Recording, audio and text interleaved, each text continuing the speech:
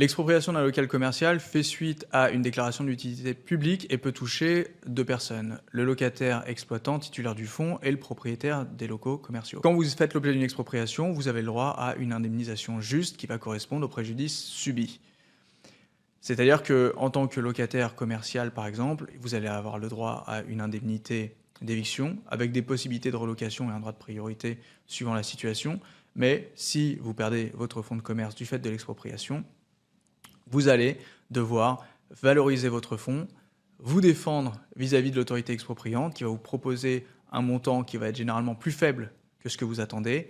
Et cette évaluation de fonds, elle pourra être faite avec l'accompagnement d'un avocat, éventuellement d'un expert amiable, et elle va prendre deux composantes. La première composante, ça va être une composante relative à la valeur du fonds à proprement parler, qui va être calculée suivant les usages, et relative à toutes les indemnités accessoires qui vont faire suite à l'expropriation à proprement parler, le trouble de jouissance, le déménagement, les licenciements éventuels, le rachat d'un droit au bail.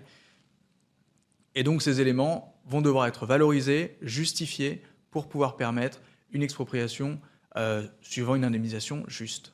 Notre cabinet d'avocats NS Avocat vous accompagne en matière d'expropriation, que ce soit pour un locataire commercial ou pour le propriétaire des murs, et dans ce cas-là, vous aidera à valoriser au mieux la valeur vénale de vos murs, suivant la situation locative.